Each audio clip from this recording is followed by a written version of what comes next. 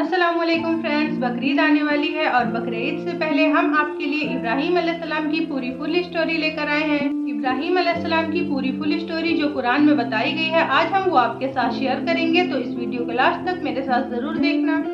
अब हम आते हैं सैयदना इब्राहीम अलैहिस्सलाम के किस्से की तरफ, लेकिन इससे पहले ये वजाहत कर दें कि सैयदना इब्राहीम अलैहिस्सलाम के वाक़े के साथ चंद दूसरे अंबिया अलैहिमुस्सलाम के वाक़यात भी वाबस्ता हैं।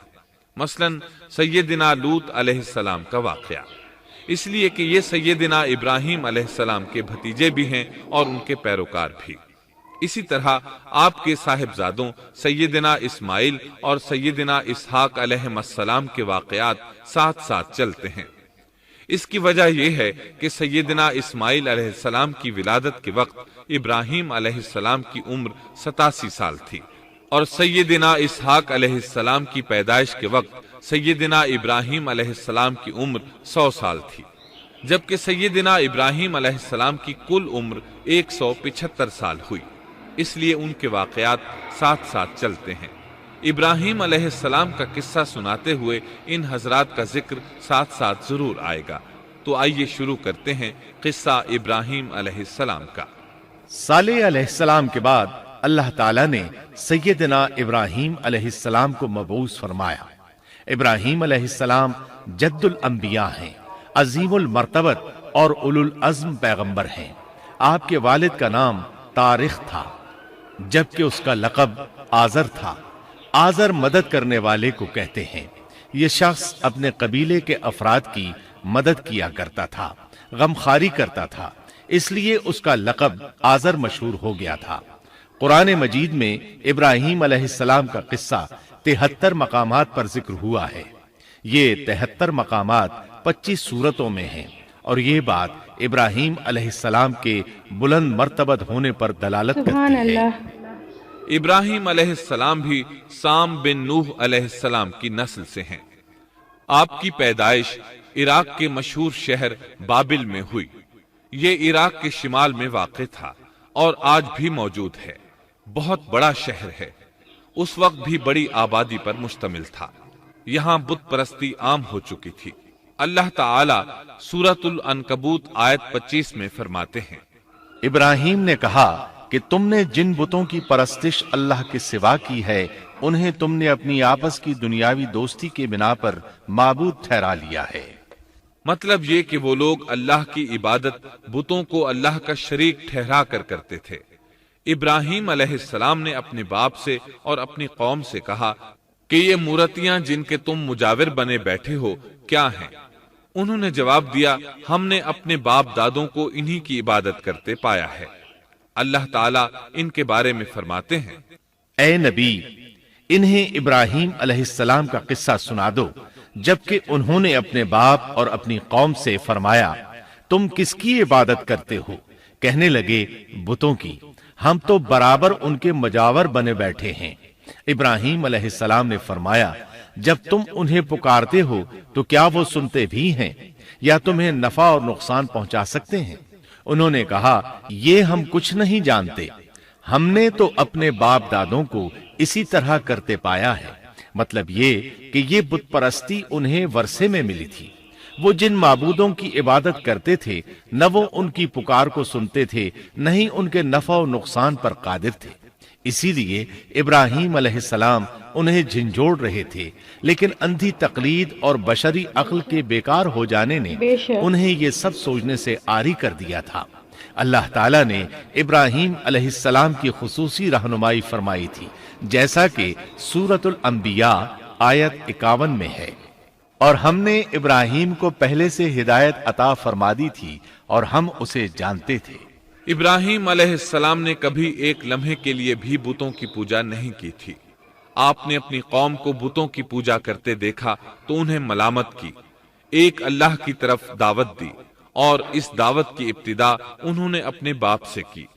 अल्लाह ताला सूरह मरियम में फरमाते हैं, ए नबी, किताब में इब्राहीम का जिक्र कर, बेशक वो सच्चा नबी था।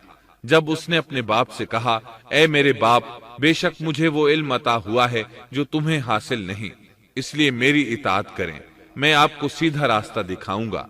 اے میرے باپ، شیطان کی عبادت نہ کریں، بے شک شیطان اللہ کا نافرمان ہے۔ ان بتوں کی عبادت گویا شیطان کی عبادت ہے، اس لیے آپ نے ان معبودوں کو شیطان سے تعبیر کیا۔ فرمایا، اے میرے باپ، بے شک مجھے خوف ہے کہ تم پر اللہ کا عذاب آئے، پھر تم شیطان کے ساتھی ہو جاؤ۔ باپ نے ان کی بات سن کر کہا، اے ابراہیم، کیا تو میرے معبودوں سے پھرا ہوا ہے؟ البتہ اگر تو باز نہ آیا تو میں تجھے سنسار کر دوں گا، اور تو مجھ سے ایک مدت تک دور ہو جا، یعنی مجھ سے اتنا دور ہو جا کہ کبھی مجھے نظر نہ آئے۔ ابراہیم علیہ السلام نے اپنے باپ پر نرمی اور مہربانی کرتے ہوئے ان سے کہا، آپ پر سلامتی ہو، میں اپنے رب سے آپ کے لیے بخشش طلب کرتا رہوں گا۔ لیکن جب بعد میں ان پر واضح ہو گیا کہ وہ تو اللہ کا دشمن ہے تو ابراہیم علیہ السلام اس سے بے تعلق ہو گئے۔ سورہ توبہ آیت 114 میں اللہ فرماتے ہیں، اور ابراہیم کا اپنے والد کے لیے بخشش طلب کرنا ایک وعدے کی وجہ سے تھا جو وہ اس سے کر چکے تھے، لیکن جب انہیں معلوم ہو گیا کہ وہ اللہ کا دشمن ہے تو اس سے بیزار ہو گئے۔ بے شک ابراہیم بڑے نرم اور تحمل والے تھے۔ کسی ایماندار کے لیے جائز نہیں کہ وہ کسی کافر کے لیے دعائے مغفرت کرے، بلکہ مومن پر حرام ہے کہ وہ کسی کافر یا عیسائی وغیرہ کے لیے مغفرت طلب کرے یا اس سے یہ کہے کہ اللہ تجھ پر رحم کرے۔ ابراہیم علیہ السلام کے والد نے انہیں دھمکی دی تھی کہ اگر تم اس دعوت سے باز نہ آئے تو میں تمہیں سنسار کر دوں گا۔ اس کے جواب میں ابراہیم علیہ السلام اپنے والد کے ساتھ انتہائی شفقت سے پیش آئے اور اس سے کہنے لگے، میں آپ کے لیے اپنے رب سے استغفار کرتا رہوں گا، اس لیے کہ آپ اپنے والد پر بے حد مہربان تھے۔ اسی لیے اللہ تعالیٰ بھی ابراہیم علیہ السلام پر بے حد مہربان تھے، اور آپ کا لقب خلیل الرحمن رکھ دیا گیا۔ خلت محبت کا وہ انتہائی درجہ ہے جس کے ساتھ دل محبت سے بھر جاتا ہے، یعنی وہ بہت سے لوگوں سے بڑھ کر اللہ تعالیٰ کو محبوب تھے۔ والد کے سخت جواب کے بعد ابراہیم علیہ السلام نے ان سے علیحدگی اختیار کر لی اور انہیں مخاطب کر کے فرمایا، میں تمہیں چھوڑتا ہوں اور جنہیں تم اللہ کے سوا پکارتے ہو ان کو بھی چھوڑتا ہوں، میں اپنے رب کو پکاروں گا، مجھے امید ہے میں اپنے رب کو پکار کر محروم نہیں رہوں گا۔ آپ اللہ کے پیارے اور پسندیدہ نبی تھے۔ جب آپ نے اپنی قوم کو توحید کی دعوت دی اس وقت آپ نوجوان تھے، آپ کی عمر 16 سال تھی۔ ساتھ میں آپ اس بات پر غور و فکر بھی کرتے کہ آخر یہ لوگ بتوں کی پوجا کیوں کرتے ہیں۔ آپ کا دل ان کے شرک پر بہت کوڑتا۔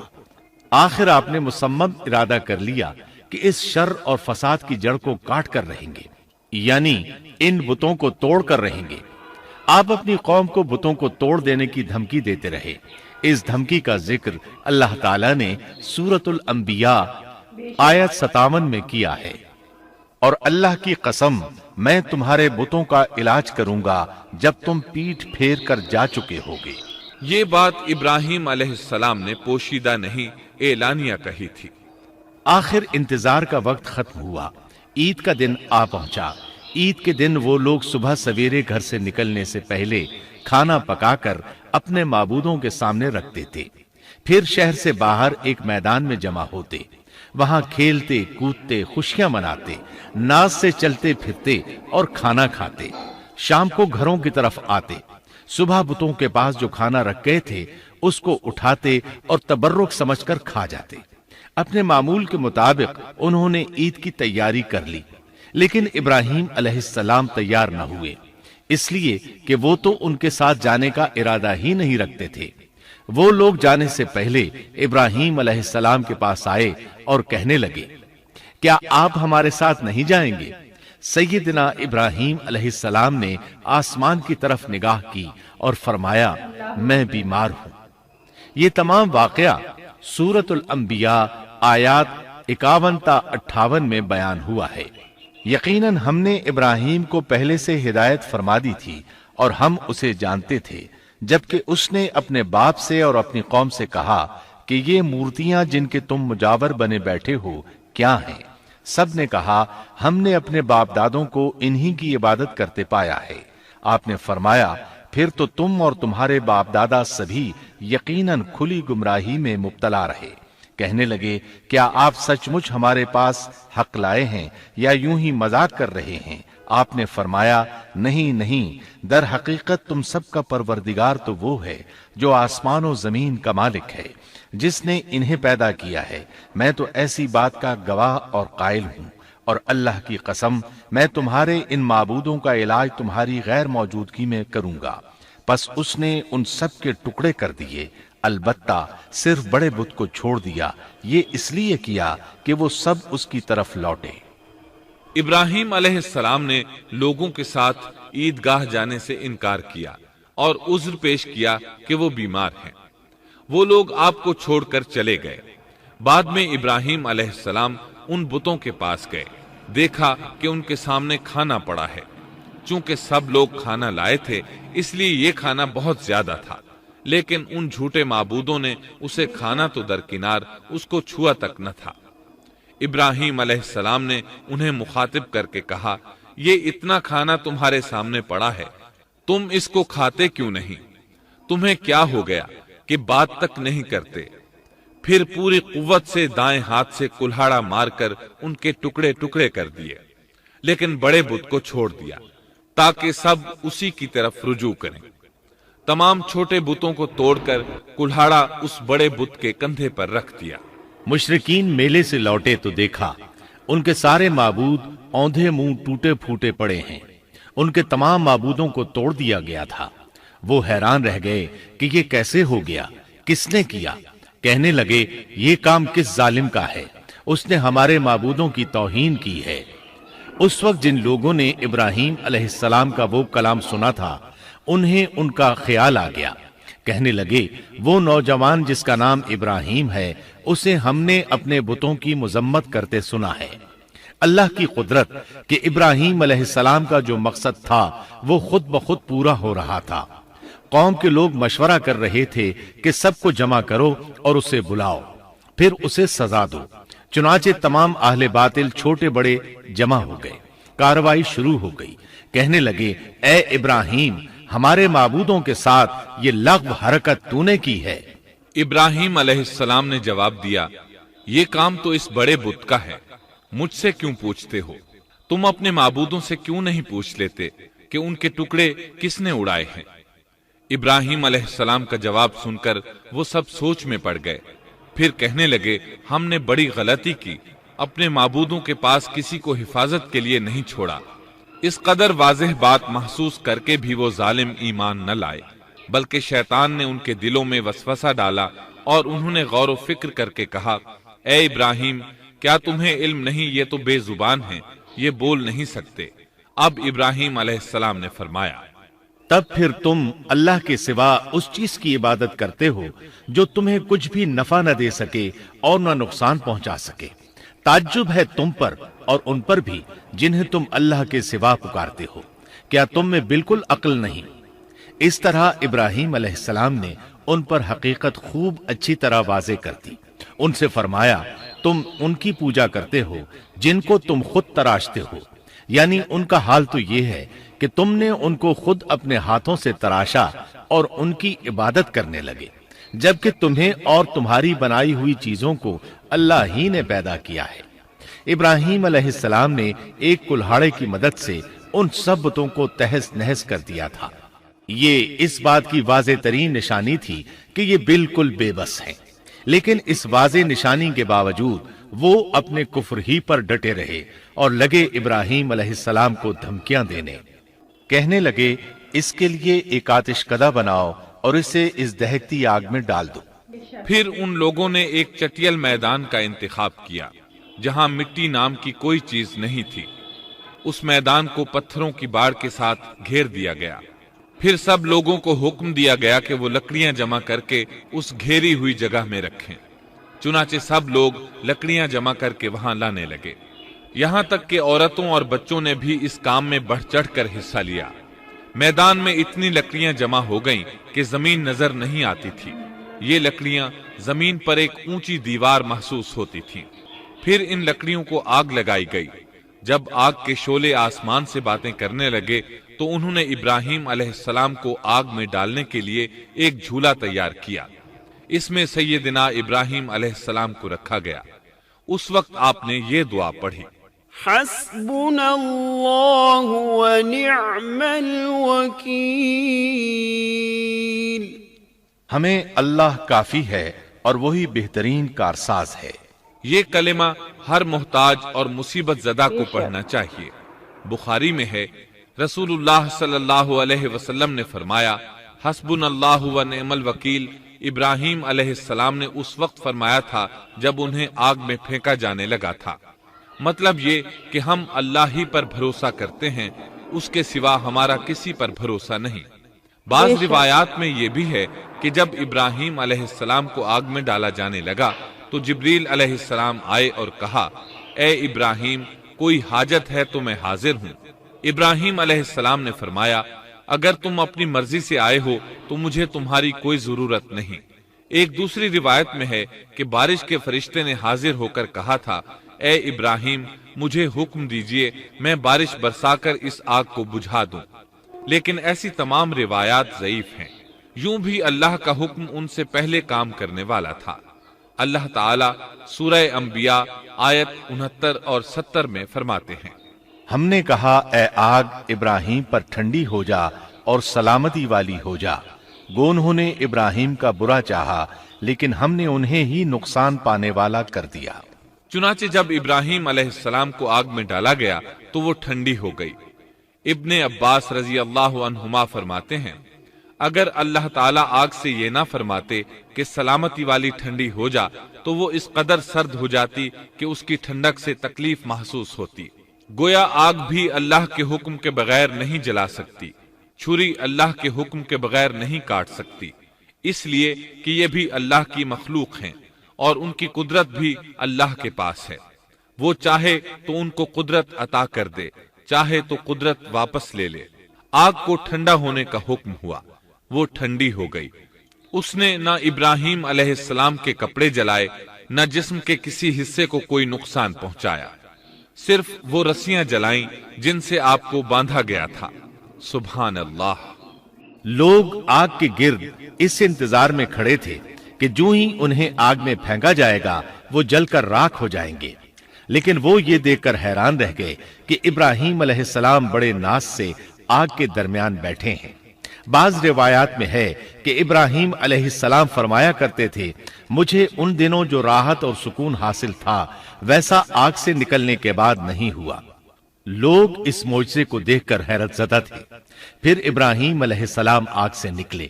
اتنا بڑا معجزہ دیکھنے کے باوجود لوط علیہ السلام کے سوا کوئی شخص پورے بابل شہر سے ان پر ایمان نہ لایا۔ اللہ تعالیٰ فرماتے ہیں، پس ابراہیم پر لوط ایمان لائے۔ مطلب یہ کہ پوری بستی سے لوط علیہ السلام تھے جو آپ پر ایمان لائے تھے، باقی تمام لوگ کفر ہی پر ڈٹے رہے۔ ابراہیم علیہ السلام ان کا رویہ دیکھ کر نا امید ہو گئے کہ اس سے بڑھ کر یہ کون سا معجزہ دیکھنا چاہتے ہیں۔ ان کے بتوں کو توڑ دیا گیا، اپنی آنکھوں سے اللہ کی نشانی ان لوگوں نے دیکھی، پھر بھی یہ ایمان نہیں لائے، چنانچہ آپ نے وہاں سے ہجرت کا ارادہ فرما لیا۔ اس وقت بابل پر نمرود نامی بادشاہ کی حکومت تھی۔ کہا جاتا ہے کہ زمین کے بیشتر حصے پر اسی کی حکمرانی تھی۔ جب اس کے پاس یہ خبریں پہنچیں کہ ابراہیم علیہ السلام کو آگ میں ڈالا گیا لیکن آگ نے انہیں نہیں جلایا، تو اس نے ابراہیم علیہ السلام کو اپنے دربار میں پیش کرنے کا حکم دیا۔ ابراہیم علیہ السلام کو وہاں لایا گیا۔ نمرود نے ان سے ان کے رب کے بارے میں سوال کیا۔ اللہ تعالیٰ سورۃ البقرہ آیت 258 میں فرماتے ہیں، کیا تو نے اس شخص کو نہیں دیکھا جس نے ابراہیم سے اس کے رب کے متعلق جھگڑا کیا، اس لیے کہ اللہ نے اسے سلطنت دی تھی۔ ایک روایت میں ہے کہ 4 بادشاہوں نے زمین کے بیشتر حصے پر حکمرانی کی ہے، ان میں سے ایک نمرود ہے۔ نمرود اپنے وقت کا حاکم و بادشاہ تھا۔ ابراہیم علیہ السلام سے جب اس کی اللہ تعالیٰ کے بارے میں بات چیت ہوئی تو ابراہیم علیہ السلام نے کہا، میرا رب وہ ہے جو زندہ کرتا ہے اور مارتا ہے۔ جواب میں اس نے کہا، میں بھی زندہ کرتا ہوں اور مارتا ہوں۔ چنانچہ اس نے حکم دیا کہ جیل سے 2 آدمیوں کو لے آؤ۔ जेल से 2 ऐसे आदमियों को लाया गया जिनके लिए सजाए मौत का फैसला हो चुका था। उसने उनमें से एक के कत्ल का हुक्म दिया, दूसरे को मुआफ कर दिया। इससे उसने ये साबित करना चाहा कि वो भी जिंदा कर सकता है और मौत दे सकता है, और कहने लगा, देख लो, मेरे हुक्म से लोग मरते हैं और मेरे हुक्म से उन्हें जिंदगी मिलती है। इसकी बात सुनकर इब्राहीम अलैहिस्सलाम ने गौर किया कि अगर वो इससे मौत व हयात के बारीक फलसफे पर बहस करेंगे तो नमरूद का मकसद पूरा हो जाएगा और मेरा मकसद पूरा नहीं हो पाएगा। इसलिए बहस व मुबाहसे की बजाय कोई मजबूत दलील पेश कर दी जाए ताकि हक व बातिल के दरमियान फर्क वाज़ेह हो जाए। चुनाचे आपने फरमाया, बेशक अल्लाह सूरज को मशरिक से लाता है, तू उसको मगरिब से ले आ। काफिर बादशाह ये सुनकर मबहूत रह गया, उसका सर झुक गया। अल्लाह ताला फरमाते हैं, तब वो काफिर हैरान रह गया और अल्लाह ना इंसाफों को सीधी राह नहीं दिखाता। इन तमाम बातों के बाद नमरूद को यह मालूम करने की जरूरत नहीं रही कि इब्राहीम अलैहिस्सलाम आग से कैसे निजात पा गए, क्योंकि हकीकत उस पर आश्कार हो चुकी थी। वो जान गया था कि असल मामला क्या है। चुनाचे उसने इब्राहीम अलैहिस्सलाम से कहा, आप इस मुल्क से निकल जाइए, हम आपको यहां नहीं रहने देंगे।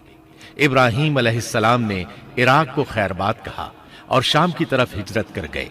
यहां आकर वो हर्रान नामी बस्ती में मुकीम हुए। इसी जगह आपने अपने चचा हारान की बेटी सैयदा सारा अलैहिस्सलाम से शादी की। अल्लाह ताला इस हिजरत के बारे में फरमाते हैं, और हम उसे यानी इब्राहीम और लूत को बचाकर उस जमीन की तरफ ले आए जिसमें हमने जहान के लिए बरकत रखी थी। जब आप हर्रान के मकाम पर पहुंचे तो वहीं ठहर गए, वहीं रहने लगे।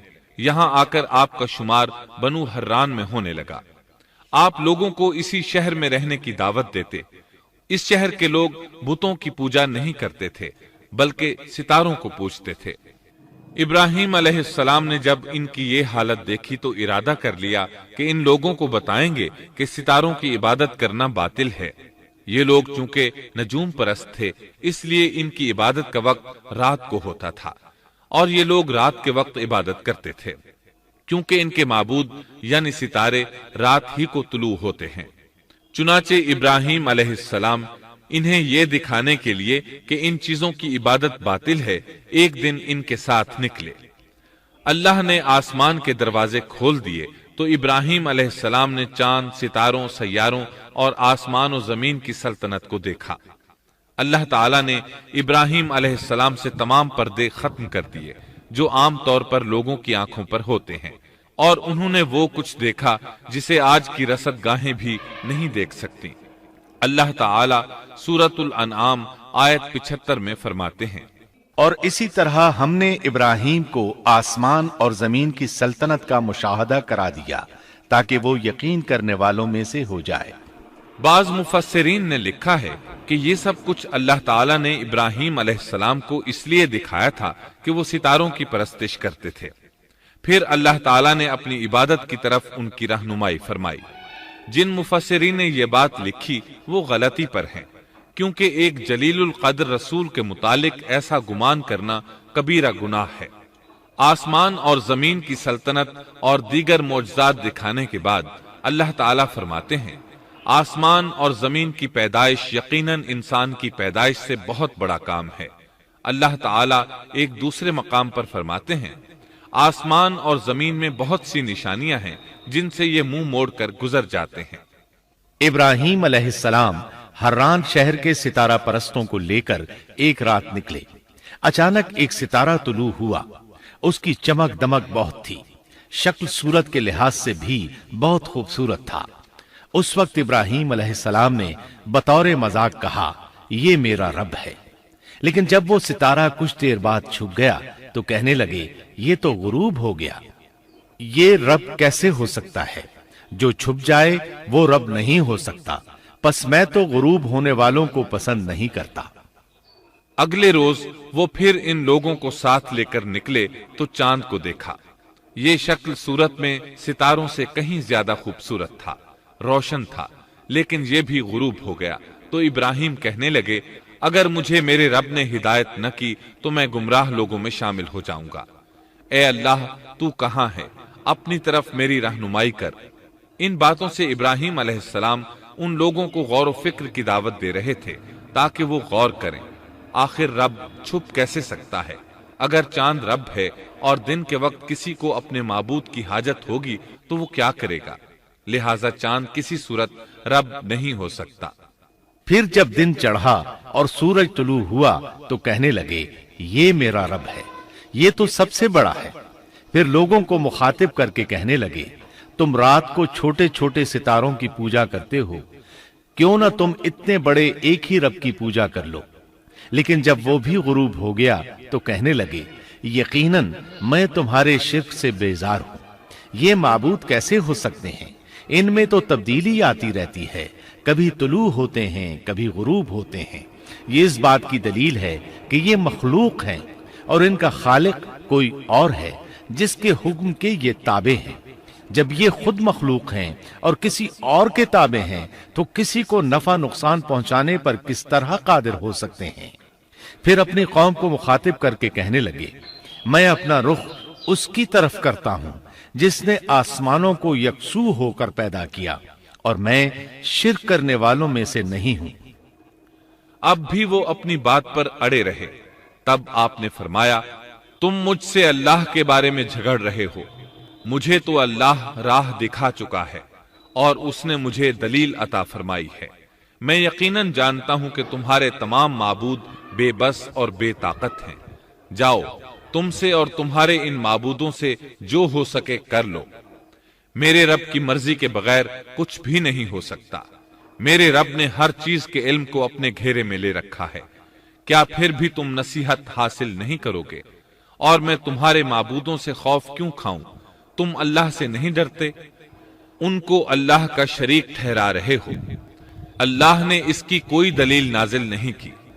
اگر تم میں صحیح علم ہے تو تم ہی بتلا دو کہ ہم دونوں جماعتوں میں سے امن کا زیادہ حقدار کون ہے۔ امن انہی کے لیے ہے جو ایمان لانے کے بعد دین کو شرک سے خلط ملط نہیں کرتے۔ حقیقت میں ہدایت یافتہ وہی لوگ ہیں۔ یہی ہمارے وہ دلائل تھے جو ہم نے ابراہیم علیہ السلام کو ان کی قوم کے مقابلے میں عطا کیے تھے، اور ہم جسے چاہیں مرتبے میں بڑھا دیں۔ بے شک تیرا رب بڑی حکمت والا ہے۔ ان لوگوں نے پھر بھی کفر ہی کیا، کوئی بھی ایمان نہ لایا۔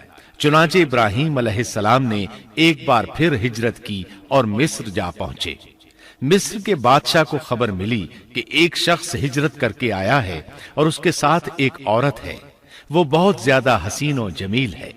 چنانچہ اس ظالم نے اپنے کارندوں کو بھیجا کہ اس عورت کو میرے پاس لے آؤ، ساتھ ہی اس سے پوچھنا کہ تمہارے ساتھ جو آدمی ہے وہ کون ہے، اگر وہ اس کا خاوند ہو تو اسے قتل کر دینا۔ ادھر بادشاہ نے اپنے کارندوں کو حکم دیا، ادھر اللہ نے ابراہیم علیہ السلام کی طرف وحی بھیج دی۔ انہوں نے سارہ علیہ السلام سے کہا، اگر وہ تجھ سے میرے بارے میں پوچھیں تو بتا دینا تم میری بہن ہو۔ پھر سارہ سے بولے، اے سارہ، روئے زمین پر میرے اور تیرے سوا کوئی مومن نہیں، یعنی یہ کافروں کی سرزمین ہے، یہاں کوئی مومن نہیں، اس لحاظ سے تم میری دینی بہن ہو۔ پھر بادشاہ نے ابراہیم علیہ السلام کو پیش کرنے کا حکم دیا۔ اس نے آپ سے پوچھا، یہ عورت کون ہے؟ آپ نے فرمایا، یہ میری بہن ہے۔ اس طرح ابراہیم علیہ السلام کی زندگی میں 3 موقع ایسے آئے کہ انہوں نے اللہ کے دین کی حمایت اور مدافعت کے لیے توریہ کیا۔ توریہ کا مطلب یہ ہے کہ واقعہ کچھ اور ہو لیکن کوئی شخص کسی خاص مصلحت کی وجہ سے اسے 2 معانی والے الفاظ کے ساتھ اس انداز میں بیان کرے کہ سننے والا اس واقعہ کو نہ سمجھ سکے بلکہ اس کا ذہن خلاف واقعہ چیز کی طرف منتقل ہو جائے۔ شریعت نے بعض مخصوص حالات میں اس کی اجازت دی ہے۔ وہ 3 مواقع جہاں ابراہیم علیہ السلام نے توریہ فرمایا، ان کی وضاحت کچھ اس طرح ہے۔ ایک یہ کہ آپ نے میلے پر نہ جانے کی غرض سے ان لوگوں سے کہا تھا کہ میں بیمار ہوں۔ دوسرے موقع پر یہ فرمایا تھا، یہ کام اس بڑے سردار بت کا ہے۔ تیسرے، سارہ علیہ السلام کو دینی بہن قرار دیا۔ اس ظالم بادشاہ نے سارا علیہ السلام کو اپنی تحویل میں لے لیا۔ جب سارا علیہ السلام کو معلوم ہوا کہ وہ ایک بدکار شخص ہے تو انہوں نے اللہ تعالیٰ سے دعا کی، اے اللہ، تجھے معلوم ہے میں تجھ پر اور تیرے نبی پر ایمان لائی ہوں اور اپنے جسم کو اپنے خاوند کے سوا ہر ایک سے محفوظ رکھا ہے، لہٰذا آپ اس کافر کو مجھ پر مسلط نہ کیجیے گا۔ چنانچہ اس کافر بادشاہ نے جب سیدہ سارا کو پکڑنے کے لیے اپنا ہاتھ بڑھایا تو اس کا ہاتھ شل ہو گیا اور اپنی جگہ پر جم گیا۔ وہ لگا چیخ پکار کرنے، اس میں اتنی طاقت نہ رہی کہ اپنے ہاتھ کو حرکت دے سکے۔ اس کی آواز سن کر اس کے محافظ بھاگے ہوئے آئے، انہوں نے اس کے ہاتھ کو چھڑانا چاہا لیکن چھڑا نہ سکے۔ اس کی یہ حالت دیکھ کر سیدہ سارا خوف زدہ ہو گئیں۔ انہوں نے سوچا اگر یہ مر گیا تو لوگ کہیں گے اسے میں نے قتل کیا ہے۔ چنانچہ انہوں نے اللہ سے دعا کی کہ اسے چھوڑ دیا جائے۔ اللہ تعالیٰ نے آپ کی دعا قبول کر لی، اس کا ہاتھ ٹھیک ہو گیا، لیکن وہ ظالم پھر بھی نہ ڈرا۔ اس نے ایک بار پھر آپ کی طرف ہاتھ بڑھایا، اس کا ہاتھ پھر شل ہو گیا۔ سیدہ سارا نے پھر دعا کی، وہ دوبارہ ٹھیک ہو گیا، وہ پھر بھی باز نہ آیا۔ تیسری بار پھر اس نے ان کی طرف ہاتھ بڑھایا، اس بار بھی اس کا ہاتھ شل ہو گیا۔ اب وہ سیدہ سارا علیہ السلام سے کہنے لگا، اب کی بار اگر تو مجھے اس مصیبت سے نجات دلائے گی تو میں تجھے چھوڑ دوں گا اور کبھی تیرے آڑے نہیں آؤں گا۔ چنانچہ سیدہ سارا علیہ السلام نے اللہ تعالی سے دعا کی، وہ ٹھیک ہو گیا۔ تب اس نے اپنے کارندوں کو آواز دی اور ان سے بولا، تم میرے پاس کسی انسان کو نہیں بلکہ سرکش جن کو لائے ہو۔ پھر اس نے انہیں رہا کر دیا، عزت و اکرام سے رخصت کیا اور ان کی خدمت کے لیے اپنی بیٹی ہاجرہ کو ساتھ کر دیا۔ سارا علیہ السلام واپس لوٹیں تو دیکھا کہ ابراہیم علیہ السلام نماز پڑھ رہے ہیں۔ نماز کے بعد انہوں نے پوچھا، سارا، اس نے تمہارے ساتھ کیا سلوک کیا؟ سیدہ سارا علیہ السلام نے سارا واقعہ سنا دیا۔ سن کر آپ نے فرمایا، الحمدللہ۔ پھر بولے، اب ہم یہاں نہیں رہیں گے بلکہ واپس جائیں گے۔ چنانچہ آپ ایک بار پھر فلسطین میں آ گئے، وہیں اپنی زندگی بسر کرنے لگے۔ جب آپ فلسطین میں مستقل طور پر رہائش پذیر ہوئے تو لوط علیہ السلام بھی آپ کے ساتھ تھے۔ لوط علیہ السلام آپ کے بھتیجے تھے، ان کے والد کا نام ہاران تھا۔ یہ بچپن ہی سے سیدنا ابراہیم علیہ السلام کے زیر سایہ رہے، انہی کے ہاں پرورش پائی، اس لیے دین حق فوراً قبول کر لیا۔ جب سیدنا ابراہیم علیہ السلام نے عراق سے شام کی طرف ہجرت کی تو یہ آپ کے ساتھ تھے، وہاں سے حران گئے، تب بھی ساتھ تھے۔ پھر مصر کی طرف ہجرت کی تو بھی لوط علیہ السلام ان کے ساتھ تھے۔ آخرکار جب آپ نے مصر کو بھی خیر بات کہا اور فلسطین آ گئے تب بھی یہ ساتھ تھے۔ اب ابراہیم علیہ السلام نے لوط علیہ السلام کو حکم دیا کہ وہ بستی سدوم کی طرف چلے جائیں، اس لیے کہ اس بستی کے لوگ کفر کی انتہائی گہرائی میں جا چکے ہیں، انہیں کفر و شرک سے نکالنے کے لیے وہاں جائیں، انہیں اللہ کے احکام سنائیں، اللہ کی طرف دعوت دیں۔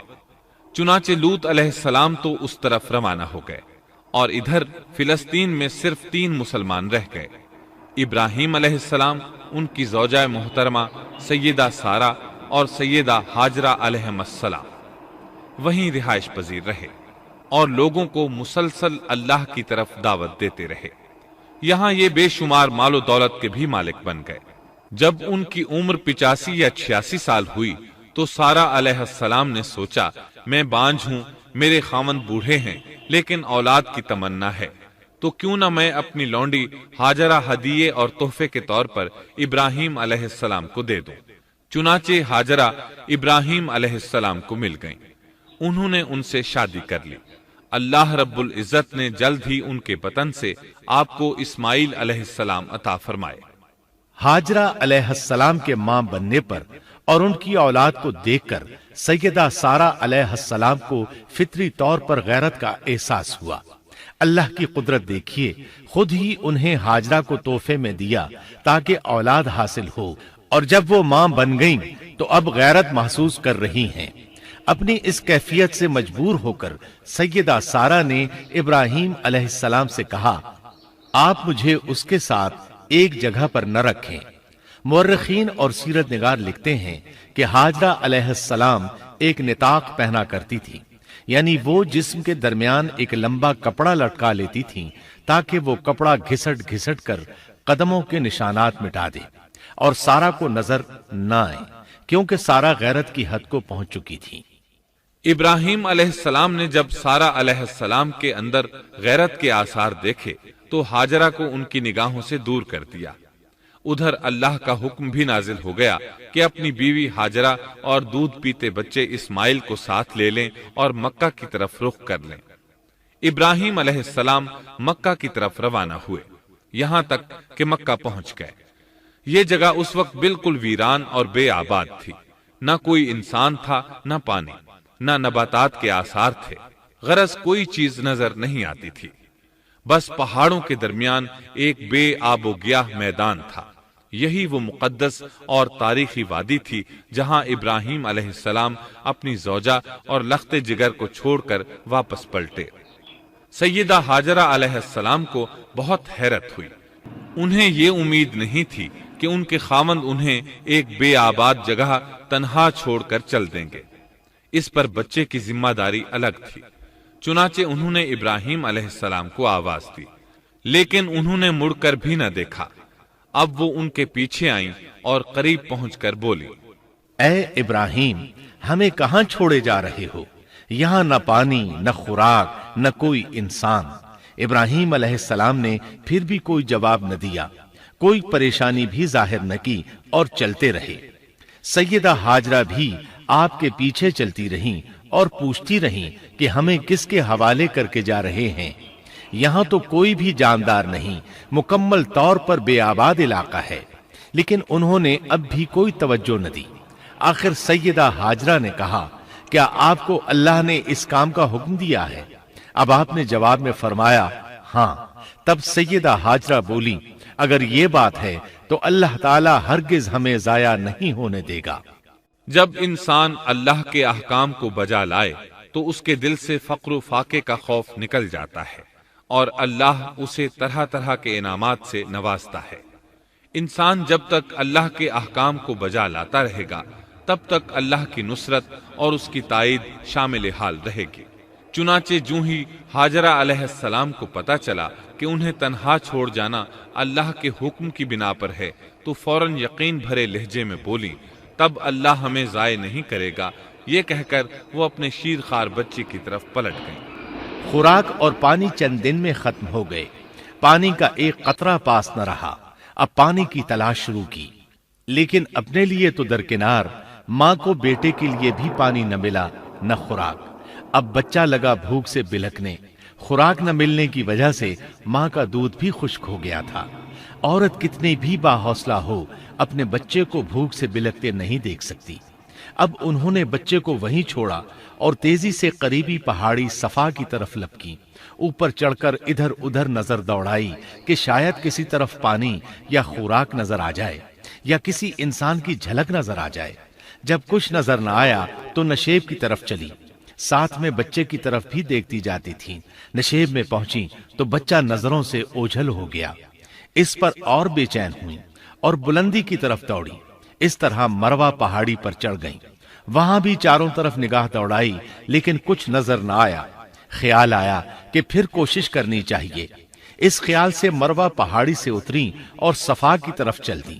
درمیان میں نشیب کی وجہ سے بچہ نظر نہ آیا تو دوڑنے لگی۔ اس طرح پھر صفا پر چڑھ گئیں۔ اللہ اکبر! ایک تو عورت ذات کمزور، پھر بھوک پیاس سے نڈھال، اس پر کس قدر سعی اور کوشش میں مصروف، وہ بھی اپنے بچے کے لیے۔ بہرحال بار بار کوشش کے خیال سے انہوں نے صفا اور مروہ پہاڑیوں کے درمیان 7 چکر لگائے۔ یہی وجہ ہے مسلمان عازمین حج صفا و مروہ کے درمیان سعی کرتے ہیں تاکہ اس واقعے کی یاد تازہ ہو جائے۔ جب وہ آخری مرتبہ مروہ پر پہنچی تو انہوں نے ایک آواز سنی۔ یہ آواز اسماعیل علیہ السلام کے قریب سے آئی تھی۔ انہوں نے پوری توجہ سے آواز کو سننے کی کوشش کی اور جلدی سے اسماعیل کے قریب پہنچی۔ کیا دیکھتی ہیں؟ اسماعیل کے قدموں کے نیچے سے پانی پھوٹ رہا ہے۔ کیونکہ جبریل علیہ السلام کو اللہ نے اس صابرہ خاتون کی مدد کے لیے بھیجا تھا۔ انہوں نے زمزم والی جگہ پر اپنا پر مارا تو اسماعیل کے قدموں کے پاس سے ایک عظیم چشمہ رحمت نمودار ہوا۔ سبحان اللہ۔ مستقبل کے پیغمبر کے قدموں کے نیچے سے اللہ نے جبریل فرشتے کے ذریعے زمین پھاڑ کر پانی نکال دیا۔ یہی آب زمزم کا آغاز تھا۔ ہاجرہ علیہ السلام پانی کو آنکھیں پھاڑ پھاڑ کر حیرت سے دیکھ رہی تھی۔ ان کی خوشی کی انتہا نہ رہی جب انہوں نے دیکھا پانی پھوٹ پھوٹ کر چاروں طرف بہ رہا ہے۔ زمین ہموار تھی، اس لیے انہوں نے زمین کو کھودنا شروع کر دیا تاکہ پانی ادھر ادھر نہ بہ جائے۔ پھر انہوں نے اس گڑھے کے چاروں طرف پتھر رکھ دیے اور زبان سے بولی، زم زم، اس کا مطلب ہے رک جا۔ نبی اکرم صلی اللہ علیہ وسلم کا فرمان ہے، اللہ اسماعیل کی والدہ پر رحم فرمائے، اگر وہ جلد بازی سے کام نہ لیتی تو زمزم ایک بہنے والا چشمہ ہوتا۔ لیکن انہوں نے اس کے گرد بند باندھ دیا۔ انہیں دراصل اس وقت پانی کی شدید ضرورت تھی، اس لیے انہوں نے پانی کو اپنے پاس جمع کر لیا تاکہ بہہ کر ضائع نہ ہو جائے۔ انہوں نے اسماعیل کو پانی پلایا، خود بھی خوب پیا، اور یہ اللہ تعالی کی طرف سے ان کی مہمان نوازی تھی۔ وہاں کوئی اور انسان نہیں تھا، نہ کھانے کی کوئی چیز تھی، بس یہی آب زمزم ان کے لیے کھانے اور پینے کا کام دے رہا تھا۔ اب چونکہ زمزم ایک چشمہ بن گیا تھا، اس لیے پرندے بھی آنے لگے۔ انہی دنوں عرب کے قبیلوں میں سے ایک قبیلہ بنو جرہم یمن کو خیر باد کہہ کر اس طرف آ رہا تھا۔ یمن میں ایک بہت بڑا ڈیم تھا۔ پہاڑوں کے درمیان انہوں نے پانی کو روک کر ایک بہت بڑا بند قائم کر رکھا تھا۔ اس سے پورا سال آسانی سے کھیتی باڑی کرتے تھے۔ اس ڈیم کی بدولت ان کا آب پاشی کا نظام بہت اچھا تھا۔ جب اس ڈیم کو اللہ تعالیٰ نے توڑا تو تمام لوگ وہاں سے منتشر ہو گئے اور جزیرہ عرب کے اطراف میں منتقل ہونے لگے۔ وہیں سے ہجرت کرنے والا ایک قبیلہ بنو جرہم تھا۔ یہ لوگ بنیادی طور پر عرب تھے۔ یہ قبیلہ سفر میں رہتا، جہاں کہیں پانی اور چراگاہ نظر آتے وہیں پڑاؤ ڈال دیتے۔ جب وہاں خوراک ختم ہو جاتی تو آگے سفر شروع کر دیتے۔ چونکہ وہ بہت بڑے تاجر تھے، اس بنا پر ان راستوں سے خوب واقف تھے۔ انہیں چشموں کا خوب علم تھا۔ ملک شام کی طرف بھی ان کی آمد و رفت تھی۔ یہ قبیلہ بنو جرہم مکہ کے قریب پہنچا تو فضا میں پرندوں کو منڈلاتے پایا۔ کہنے لگے، ان پرندوں کی موجودگی میں ضرور کوئی راز ہے۔ اب انہوں نے اپنے کچھ آدمی اس طرف بھیجے۔ یہ لوگ جلد ہی چشمے تک پہنچ گئے۔ انہوں نے وہاں ایک عورت اور اس کے بچے کو پایا۔ پھر وہ لوگ ان کے پاس آئے، وہاں پڑاؤ ڈالنے کی اجازت مانگی۔ سیدہ ہاجرہ نے فرمایا، ٹھیک ہے، لیکن شرط یہ ہے کہ تمہیں اجرت ادا کرنا ہوگی۔ ان کے لیے یہ سستا سودا تھا۔ ان کے پورے قبیلے کو سامان زندگی مل رہا تھا، جبکہ صرف ایک عورت اور اس کے بیٹے کی ذمہ داری ان پر عائد ہو رہی تھی۔ انہوں نے فوراً حامی بھر لی اور وہاں رہائش اختیار کر لی۔ اس طرح یہ لوگ سیدہ ہاجرہ علیہ السلام کی معیشت کا ذریعہ بن گئے، اور اس طرح سیدنا اسماعیل علیہ السلام بنو جرہم میں پرورش پاتے رہے۔ انہوں نے ان لوگوں سے عربی سیکھ لی اور ان سے بھی زیادہ عربی دان بن گئے۔ فصاحت اور بلاغت سے عربی میں بات چیت کرنے لگے۔ پھر ان کی اس قبیلے میں شادی ہو گئی۔ ان کی اولاد سے عرب قوم کا آغاز ہوا۔ انہی میں سے سرور کائنات محمد صلی اللہ علیہ وسلم کی ولادت باسعادت ہوئی۔ بنو جرہم کی آمد اور آبادی ابراہیم علیہ السلام کی دعا کا نتیجہ تھی۔ جب انہوں نے اپنی بیوی اور بچے یعنی دو کمزور انسانوں کو اس ویران جگہ چھوڑا تھا تو یہ دعا مانگی تھی، اے ہمارے پروردگار، میں نے اپنی کچھ اولاد اس بے آباد جنگل میں تیرے حرمت والے گھر کے پاس بسائی ہے۔ یہاں یہ سوال پیدا ہوتا ہے کہ کیا اس وقت بیت اللہ کی تعمیر ہو چکی تھی؟ درست بات یہ ہے کہ اس وقت خانہ کعبہ کی تعمیر نہیں ہوئی تھی۔ پھر سوال پیدا ہوتا ہے کہ کیا ابراہیم علیہ السلام کے زمانے سے پہلے اس کی تعمیر ہو چکی تھی یا صرف جگہ ہی معروف تھی؟ اس بارے میں دو طرح کی روایات ہیں۔ بعض میں آتا ہے کہ صرف اس کی جگہ معروف تھی، اور بعض میں ہے کہ ابراہیم علیہ السلام سے پہلے شیس علیہ السلام نے اس کو تعمیر کیا تھا، اور وہ گردش ایام کے ساتھ ساتھ منہدم ہو کر ختم ہو گیا، لیکن بہرحال اس کی جگہ معلوم تھی اور وہی پہلا گھر تھا، جیسا کہ اللہ نے خبر دی ہے۔ اللہ تعالیٰ نے پہلا گھر جو لوگوں کے لیے مقرر کیا تھا وہی ہے جو مکہ میں ہے، اور وہ پوری دنیا کے لیے برکت اور ہدایت والا ہے۔ ابراہیم علیہ السلام نے اللہ تعالیٰ سے یہ دعا مانگی تھی، اے ہمارے پروردگار، میں نے اپنی کچھ اولاد اس بے کھیتی کے جنگل میں تیرے حرمت والے گھر کے پاس بسائی ہے۔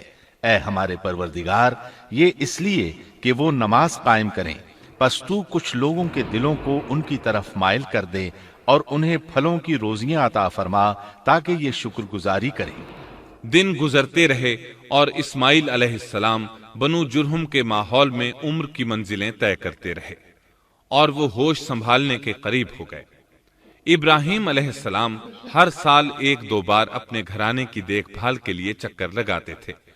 جب اسماعیل علیہ السلام نے ہوش سنبھالا تو ایک بار پھر ایک عظیم آزمائش کا وقت آ گیا۔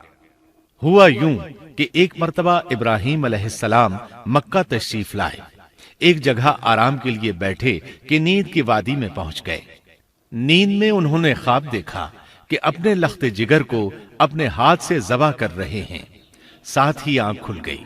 ابراہیم علیہ السلام جانتے تھے کہ انبیاء کرام کے خواب حقیقت ہوتے ہیں، اللہ کی طرف سے وحی ہوتے ہیں، اور شیطان کسی صورت ان کے خواب میں نہیں آ سکتا، لہذا انہوں نے اس خواب کے مطابق عمل کرنے کا پختہ ارادہ کر لیا، کسی قسم کی پریشانی کا شکار نہ ہوئے۔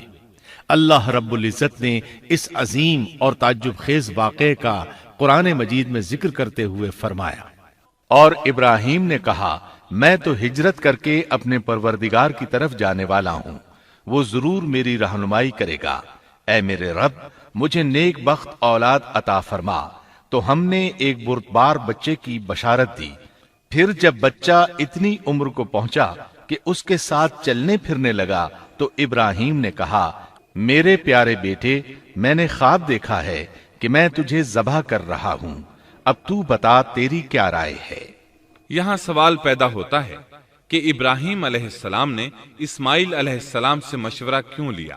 وہ چاہتے تو اسماعیل کو سوتے میں ذبح کر دیتے، اس طرح اللہ کا حکم بجا لاتے۔ وہ بیٹے کے پاس کیوں گئے اور ان سے مشورہ کیوں لیا؟ جی ہاں، یہ مسئلہ یاد رکھنے کے قابل ہے کہ ہر مسلمان پر لازم ہے کہ وہ اپنے دوسرے مسلمان بھائی کو اجر و ثواب میں شامل کرنے کی کوشش کرے۔ ابراہیم علیہ السلام نے بیٹے کو ثواب میں شامل کرنے کے لیے انہیں اللہ کے حکم سے آگاہ کیا۔ یہ نہ چاہا کہ میں اکیلا ہی اجر لیتا رہوں، بلکہ دوسرے کی خیر خواہی کو پیش نظر رکھا۔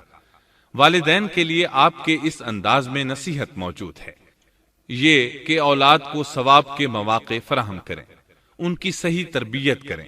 اگر صدقہ کرنے کا موقع ملے تو بچوں کے ذریعے صدقہ کرائیں، تاکہ انہیں بھی اللہ کے راستے میں خرچ کرنے کی عادت پڑے۔ جب کسی دینی مجلس میں بیٹھنے کا موقع ملے تو اپنی اولاد کو بھی ساتھ لے کر جائیں۔ بے شمار لوگ خود تو جاتے ہیں، اولاد کو جانے کے لیے کہتے بھی نہیں، خود دین سیکھتے ہیں، اولاد کو دین نہیں سکھاتے۔ ابراہیم علیہ السلام نے اسماعیل علیہ السلام سے رائے لی۔ سبحان اللہ، انہوں نے جواب میں فرمایا، اے ابا جان، آپ کو جو حکم ملا ہے کر گزریے۔ یہ نہیں کہا کہ مجھے تو حکم نہیں ہوا، بلکہ فوراً سر تسلیم خم کر دیا، اس لیے کہ وہ جانتے تھے انبیاء کا خواب حقیقت پر مبنی ہوتا ہے، اللہ کی وحی ہوتا ہے، اس لیے بالکل پریشانی ظاہر نہ کی۔ یہ تک نہ پوچھا مجھے کیوں ذبح کر رہے ہیں، یا میرا کیا جرم ہے، یا آپ کے پاس کون سا صریح حکم آیا ہے۔ انہوں نے ایسی کوئی بات نہ کہی۔ اللہ کی فرما برداری اسی کو کہتے ہیں۔ چنانچہ اپنے باپ سے کہا، اے ابا جان، آپ کو جو حکم ہوا ہے اس کو کر گزریے، انشاءاللہ آپ مجھے صبر کرنے والوں میں پائیں گے۔ علماء کرام فرماتے ہیں اس جملے سے ان کا انتہائی ادب اور احترام شامل ہے، اور اس میں زبردست توکل موجود ہے۔ یہ نہیں کہا کہ آپ مجھے صبر کرنے والوں میں سے پائیں گے، بلکہ آپ نے اللہ کی مشیت کو جملے میں شامل کیا اور فرمایا، انشاءاللہ آپ مجھے صبر کرنے والوں میں سے پائیں گے۔ لہذا مسلمانوں کو دھوکے میں نہیں پڑنا چاہیے۔ یہ نہ کہے میں سفر کروں گا، میں فلاں کام کروں گا، میں فلاں کام کے کرنے کی طاقت رکھتا ہوں، بلکہ یوں کہے اللہ نے چاہا تو میں سفر کروں گا، اللہ نے چاہا تو فلاں کام کروں گا۔ اپنے علم اور طاقت کے دھوکے میں پڑنا سراسر نادانی ہے۔ ہر چیز کا تعلق اللہ سے قائم کرے، جیسا کہ اللہ تعالیٰ فرماتے ہیں، اور ہرگز ہرگز کسی کام پر یوں نہ کہنا کہ میں اسے کل کروں گا، مگر ساتھ ہی انشاءاللہ کہہ لینا۔ اپنی زبان کو اللہ کے ذکر سے سجا کر رکھو اور ہمیشہ اپنے معاملات کو اللہ کی طرف لوٹاؤ۔ بہرحال باپ بیٹا دونوں ہی مصمم ارادے کے ساتھ اللہ کا حکم پورا کرنے کے لیے پیش ہو گئے۔ اسماعیل علیہ السلام نے اپنے والد محترم سیدنا ابراہیم علیہ السلام سے کہا، جب آپ مجھے ذبح کرنے لگیں تو میری پیشانی کو زمین پر رکھ دیجیے گا تاکہ آپ کو میرا چہرہ نظر نہ آئے اور کہیں آپ کے ہاتھ رک نہ جائیں۔ اب ابراہیم علیہ السلام نے بیٹے کی پیشانی پکڑ کر زمین پر لٹا دیا، جیسا کہ اللہ تعالیٰ نے فرمایا۔ جب دونوں مطیع ہو گئے اور ابراہیم نے اسے پیشانی کے بل لٹا دیا، اب انہوں نے چھری پکڑی اور گردن پر چلا دی، لیکن چھری نے گردن نہ کاٹی، بالکل اسی طرح جیسے آگ نے ابراہیم کو نہیں جلایا تھا، اس لیے کہ چھری میں کاٹنے کی طاقت اور آگ میں جلانے کی صلاحیت اللہ کے حکم کے بغیر نہیں آ سکتی۔ اللہ نے دونوں سے یہ طاقتیں سلب کر لیں۔ اب ابراہیم زور لگا رہے ہیں، ادھر اسماعیل علیہ السلام کہہ رہے ہیں، ابا جان جلدی کیجئے، چھری چلائیے۔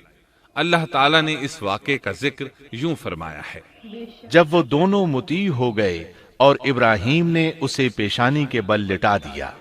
اس مطیع ہونے سے مراد اللہ کے حکم کو نافذ کرنا ہے۔ اب ظاہر ہے مطیع تو وہ پہلے بھی تھے، لیکن یہاں اسلما یعنی مطیع ہونے سے مراد کامل اسلام ہے۔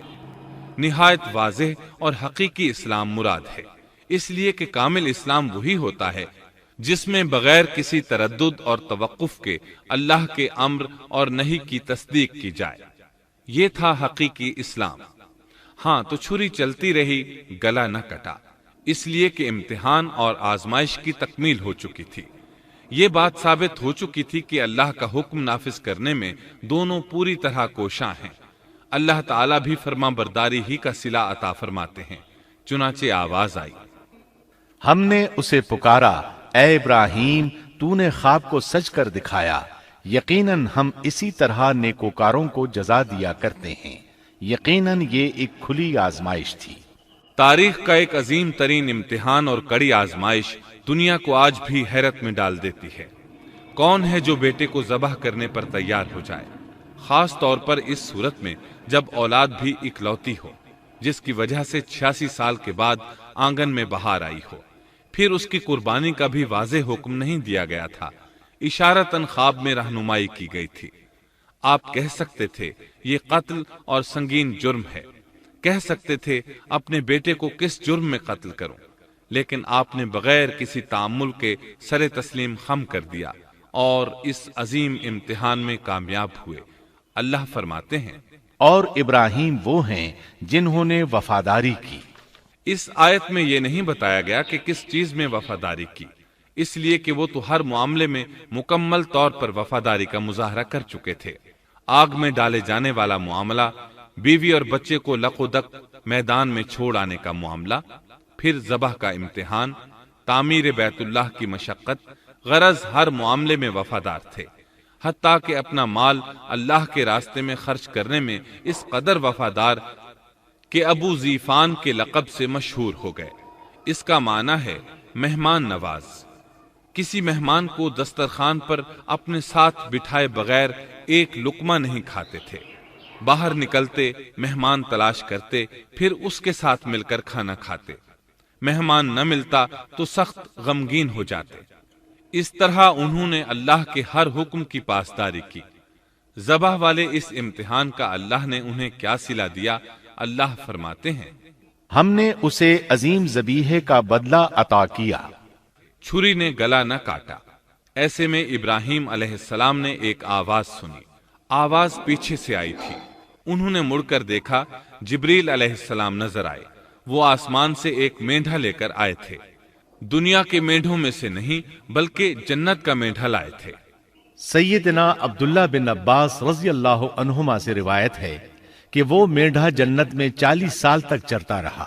سفید رنگ، کشادہ آنکھوں، خوبصورت سینگوں والا حسین و جمیل مینڈھا تھا۔ بہرحال یہ ابراہیم علیہ السلام کی وفاداری کا بدلہ تھا جو اسماعیل علیہ السلام کے فدیے میں دیا گیا، اور پوری امت مسلمہ کے لیے حکم ہو گیا کہ اللہ کی رضا کے لیے قربانی اور ہدی پیش کرتے رہیں۔ کعبے کے پاس حرم الہی میں ہر سال یہ سنت ادا کی جاتی ہے، اور ان کے ساتھ ساتھ پوری زمین کے تمام خطوں پر بسنے والے مسلمان بھی اس عظیم فرمانبرداری کی علامت کے طور پر قربانیاں پیش کرتے ہیں۔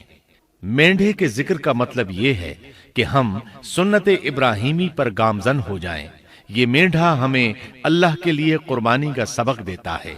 ہمیں چاہیے سنت ابراہیمی کی اقتداء کرتے ہوئے ہم اپنی جانوں، اپنی اولاد اور اپنے مالوں کو اللہ کی راہ میں قربان کرنے کے لیے تیار ہو جائیں۔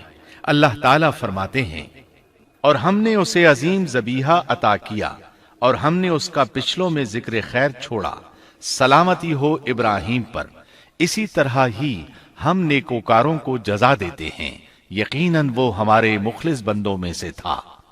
اور اسی طرح اللہ فرماتے ہیں، اور ہم نے اسے نیکوکار نبی اسحاق کی ولادت کی خوشخبری سنائی۔ یہ خوشخبری فلسطین کی طرف واپس لوٹنے کے بعد سنائی گئی۔ ایک اکلوتے بیٹے کی قربانی کے لیے تیار ہو جانے کے صلے میں اور سارہ علیہ السلام کی عظمت اور تکریم کے مد نظر اللہ تعالی نے اسحاق کی خوشخبری سنا دی۔ یہ آیت ذبح کے واقعے کے بعد اللہ تعالی نے ذکر فرمائی ہے، اس لیے معلوم ہوا پچھلی آیات میں اسحاق کے علاوہ کسی اور بیٹے کا ذکر ہوا ہے، اور وہ اسماعیل علیہ السلام ہی تھے، جبکہ یہودی روایات میں اسحاق علیہ السلام کو ذبیح قرار دیا جاتا ہے۔ یہ بالکل غلط ہے۔ ذبح کے واقعے کے بعد اسحاق علیہ السلام کی بشارت مل رہی ہے، پھر بھلا وہ پیدا ہونے سے پہلے ہی ذبیح کیسے بن گئے؟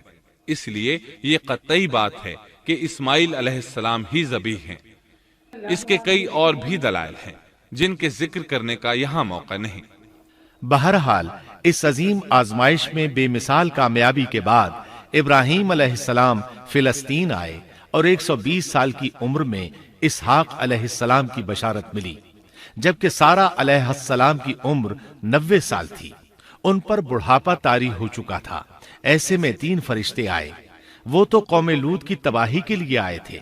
راستے میں اللہ کے حکم سے ابراہیم علیہ السلام اور ان کی اہلیہ سارہ کو خوشخبری سنائی، اور اس غرض کے لیے وہ انسانی شکل میں آئے تھے۔ ابراہیم علیہ السلام تو پہلے ہی بہت مہمان نواز تھے۔ انہیں دیکھ کر بہت خوش ہوئے کہ مہمان آ گئے۔ فرشتوں نے انہیں سلام کیا۔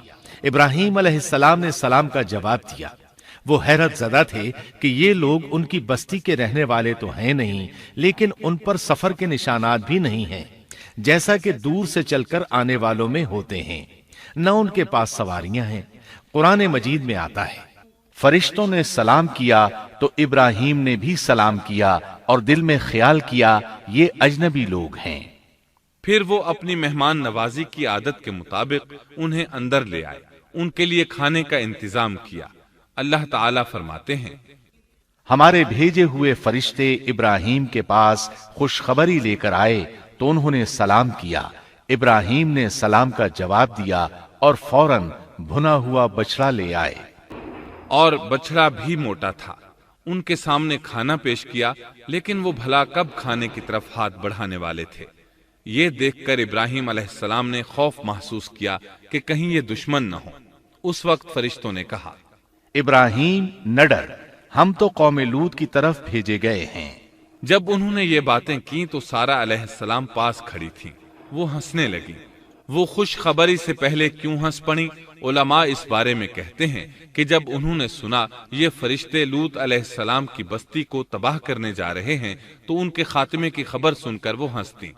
اس کے بعد فرشتوں نے یہ خوشخبری سنائی، ہم نے اسے اسحاق کی پیدائش کی خوشخبری دی اور اسحاق کے بعد یعقوب پوتے کی بھی خوشخبری دی۔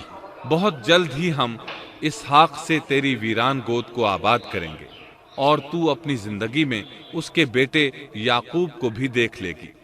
اب 3 بشارتیں جمع ہو گئیں۔ بیٹا پیدا ہوگا، لمبی عمر ملے گی یعنی بیٹا جوان ہوگا، اور پھر وہ اپنے پوتے کو بھی دیکھے گی۔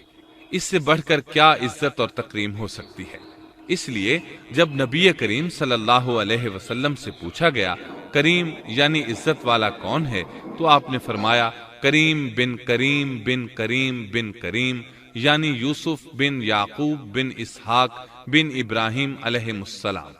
مطلب یہ کہ نبی بن نبی بن نبی بن نبی۔ یہ یوسف علیہ السلام کی شان ہے کہ خود بھی کریم، باپ بھی کریم، دادا بھی کریم اور پردادا بھی کریم۔ اس سے بڑھ کر عزت افزائی کیا ہو سکتی ہے؟ بہرحال فرشتوں نے انہیں خوشخبری دی۔ پھر انہوں نے ابراہیم کو ایک صاحب علم لڑکے کی بشارت دی۔ خوشخبری سن کر سیدہ سارہ حیران ہوئی، مارے حیرت کے منہ سے ہلکی سی چیخ نکل گئی۔ انہوں نے اپنے رخسار پر ہاتھ مارا جیسا کہ عورتوں کی عادت ہوتی ہے، کہنے لگیں ہائے افسوس، کیا میں بچہ جنوں گی حالانکہ میں بانجھ ہوں اور میرے خاوند بوڑھے ہیں؟ یہ تو حیرت کی بات ہے۔ ایک دوسری جگہ اللہ تعالیٰ نے یہ الفاظ فرمائے، کہنے لگی میں بوڑھی اور بانجھ ہوں، بھلا میں بچے کو کیسے جنم دوں گی؟ اس پر فرشتوں نے کہا تو اللہ کے حکم پر تعجب کرتی ہے، اے اہل بیت، یہ تو اللہ کی تم پر رحمت اور برکت ہے، وہ بہت بزرگ اور قابل تعریف ہے۔ دوسری آیت میں ہے انہوں نے کہا اسی طرح تیرے رب نے فیصلہ کیا ہے اور ہمیں کہا ہے، یقیناً وہ بہت حکمت والا ہے اور علم رکھنے والا ہے۔ یہ تھی اسحاق علیہ السلام کی ولادت کی خوشخبری۔ ابراہیم علیہ السلام مکے میں سیدنا اسماعیل علیہ السلام سے ملنے کے لیے آتے رہتے تھے۔ ایک روز آئے تو ان سے کہا اے میرے بیٹے، اللہ تعالیٰ نے مجھے حکم دیا ہے کہ اس مقام پر اللہ کا گھر تعمیر کرنا۔ اسماعیل علیہ السلام نے فوراً کہا میں حاضر ہوں۔ اس طرح انہوں نے کھدائی شروع کی۔ ایسے میں انہیں شیش علیہ السلام کی تعمیر کے آثار نظر آئے۔ انہوں نے اس پر تعمیر شروع کر دی۔ ایک روایت میں یہ بھی ہے کہ انہوں نے فرشتوں والی بنیادوں کے آثار بھی دیکھے۔ نبی کریم صلی اللہ علیہ وسلم کی جوانی کے دنوں میں جب مکے کے قریش نے کعبے کی تعمیر نئے سرے سے کی تو انہوں نے اس کی بنیادوں کو گہرا کرنا چاہا۔ وہ کھدائی کرتے ان سبز پتھروں تک پہنچ گئے جو پہاڑوں کی چوٹیوں کی طرح نظر آ رہے تھے۔ انہوں نے ان پتھروں کو نکالنا چاہا۔ ایک شخص نے کدال کے ذریعے ایک پتھر کو باہر نکالا تو اس کے نیچے سے اتنا نور نکلنے لگا کہ قریب تھا وہ شخص اندھا ہو جاتا۔ پھر پتھر خود بخود نیچے جا گرا اور اپنی جگہ پر جم گیا۔ اس کے بعد لوگوں نے ان پتھروں کو ہاتھ نہ لگایا اور تعمیر شروع کر دی۔ قرآن مجید میں تعمیر کعبہ اور بیت اللہ کا تذکرہ اس طرح آیا ہے، اور جب ہم نے بیت اللہ کے مکان میں ابراہیم کو جگہ دی اور فرمایا کہ میرے ساتھ شرک نہ کرنا اور میرے گھر کو طواف، قیام اور رکوع و سجود کرنے والوں کے لیے پاک رکھنا، اور فرمایا بے شک لوگوں کے لیے جو پہلا گھر تعمیر کیا گیا ہے وہ مکہ میں ہے، وہ جہان والوں کے لیے برکت اور ہدایت کا ذریعہ ہے۔ اس میں واضح نشانیاں ہیں، مثلا مقام ابراہیم، تو جو کوئی حرم میں داخل ہوگا وہ امن میں آ جائے گا۔ اور یاد کرو اس وقت کو جب ابراہیم کو اس کے پروردگار نے کئی باتوں کے ذریعے آزمایا، وہ ان میں پورے اترے تو اللہ نے فرمایا میں آپ کو تمام لوگوں کا امام بنا رہا ہوں۔ ابراہیم نے کہا اے میرے رب، میری اولاد میں سے بھی امام بنائیے۔ جواب میں اللہ نے فرمایا میرا امامت کا وعدہ ظالم لوگوں کے لیے نہیں ہے۔ اور اس وقت کو یاد کرو جب ہم نے بیت اللہ کو ثواب اور امن کی جگہ بنا دیا اور لوگوں نے مقام ابراہیم کو جائے نماز بنا لیا۔ ہم نے ابراہیم کو حکم دیا کہ میرے گھر کو طواف، اعتکاف، رکوع اور سجود کے لیے پاک رکھو، اور وہ وقت بھی یاد رکھو جب ابراہیم نے دعا کی اے پروردگار اس شہر کو امن والا بنا دے اور اس کے مومن بندوں کو پھلوں کا رزق عطا کر۔ اللہ تعالیٰ نے فرمایا میں کافروں کو بھی تھوڑا فائدہ دوں گا، پھر انہیں آگ کے عذاب کی طرف بے بس کر دوں گا، یہ پہنچنے کی جگہ بری ہے۔ اور وہ وقت یاد کرو جب ابراہیم اور اسماعیل بیت اللہ کی بنیادوں کو بلند کر رہے تھے اور دعا مانگ رہے تھے، اے ہمارے رب، ہماری محنت کو قبول فرما، تو دعا کو سننے والا، جاننے والا ہے، اور ہمیں اپنا فرما بردار بنا، ہماری اولاد میں سے بھی ایک فرما بردار گروہ بنا، اور ہمیں عبادت کا طریقہ سکھا، اور ہم پر رجوع فرما، کیونکہ تو ہی توبہ قبول کرنے اور رحم فرمانے والا ہے۔ اے ہمارے رب، ان لوگوں میں انہی میں سے ایک رسول بھیج جو ان پر تیری آیات کی تلاوت کرے اور انہیں کتاب و حکمت سکھائے، انہیں پاک کرے، یقیناً تو غالب حکمت والا ہے۔ تعمیر کے دوران جب ابراہیم علیہ السلام اس مقام تک پہنچے جہاں آج حجر اسود ہے تو اللہ تعالیٰ نے جنت سے ایک سفید پتھر بھیجا۔ حدیث میں ہے یہ پتھر نہایت سفید تھا، اب سیاہ ہو گیا ہے۔ انسانوں کی غلطیاں اس کے سیاہ ہونے کا سبب بنی۔ جب دیواریں انسانی قد کے برابر ہو گئیں تو اسماعیل علیہ السلام ایک پتھر لے آئے۔ اب ابراہیم علیہ السلام اس پتھر پر کھڑے ہوئے، وہ ننگے پاؤں تھے۔ اسی وقت پتھر پگھل گیا، ان کے پاؤں اس کے اندر کسی قدر دھنس گئے، پتھر پر ان کے پیروں کے نشانات آ گئے۔ اسی پتھر کو آج مقام ابراہیم کہا جاتا ہے۔ پہلے یہ پتھر بیت اللہ کی دیواروں کے ساتھ رکھا گیا تھا۔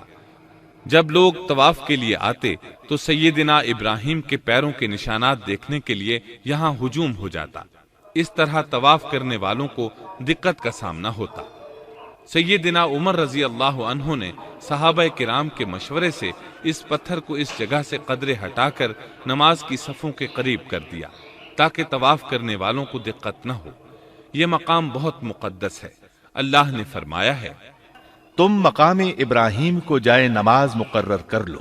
مقام ابراہیم کے قریب اس کے پیچھے ہو کر نماز پڑھنے کا موقع مل جائے تو لازماً وہاں 2 رکعت ادا کیا کرو۔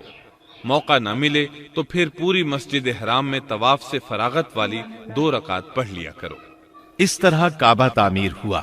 تب نیا حکم آیا، لوگوں میں جو استطاعت رکھے اس پر اللہ کے لیے حج بیت اللہ فرض ہے، اور جو شخص جان بوجھ کر اعراض کرے تو اللہ جہانوں سے بے نیاز ہے اور اسے اس کی کوئی پرواہ نہیں۔ ادھر ابراہیم علیہ السلام کو اللہ تعالی کی طرف سے اشارہ ہوا، لوگوں میں حج کا اعلان کر دیں۔ ابراہیم علیہ السلام کہنے لگے، اللہ، میری آواز بھلا کس کس تک پہنچے گی؟ جواب آیا، آپ کے ذمے آواز لگانا ہے، پہنچانا ہمارا کام ہے۔ چنانچہ آپ عرفات کے ایک پہاڑ پر چڑھے اور آواز لگائی، لوگو، بیت الحرام کا حج کرو۔ اللہ تعالیٰ نے معجزانہ طور پر یہ آواز تمام انسانوں تک پہنچا دی، خواہ وہ پیدا ہوئے تھے یا نہیں۔ دوسرا معجزہ یہ ہوا کہ اللہ نے بیت اللہ اور اس کے حج کی محبت لوگوں کے دلوں میں ڈال دی۔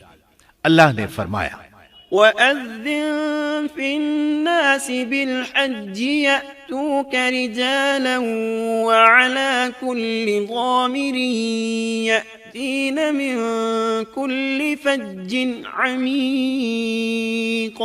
اور آپ لوگوں میں حج کا اعلان کر دیں، وہ آپ کی طرف پیدل بھی آئیں گے اور دبلے پتلے اونٹوں پر بھی دور دور سے آئیں گے۔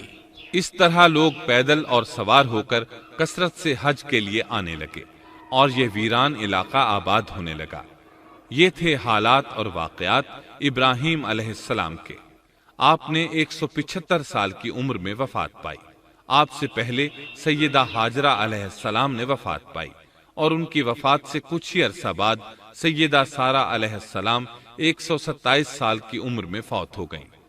ان دونوں کی وفات کے بعد آپ غمگین رہنے لگے۔ آخر اتنی مدت تک ساتھ رہا تھا۔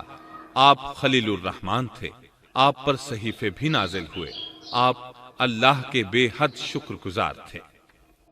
ابراہیم علیہ السلام کی سٹوری آپ کو کیسی لگی کمنٹ کر کے ضرور بتانا۔ چلیے ملتے ہیں نیکسٹ ویڈیو میں۔